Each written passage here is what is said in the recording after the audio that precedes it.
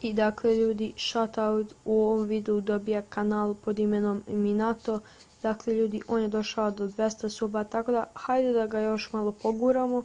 I ako se već niste subali na njegov kanal, subajte se. Dakle, snima dosta stvari vezano za Naruto i Boruto, tako da eto. I naravno još jedna molba, dakle svi followujte Minato the Best Hokage na Instagramu da dođe do 100 followera.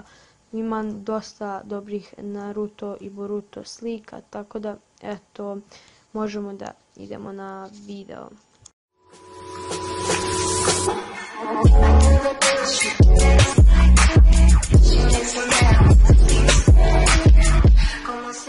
I pozdrav svima ljudi, dobrodošli u novi video na našem kanalu. I u današnjem videu radit ćemo smrti u Narutu i radit ćemo smrt Nejija Hyuge, tako da hajdemo na video. Dakle, sve počinje u 4. Shinobi ratu, gdje Neji dolazi na bojno polje da pomogne ostalim ninjama na frontu. On je branio Naruta jer je Naruto jedina nada za dobijanje rata.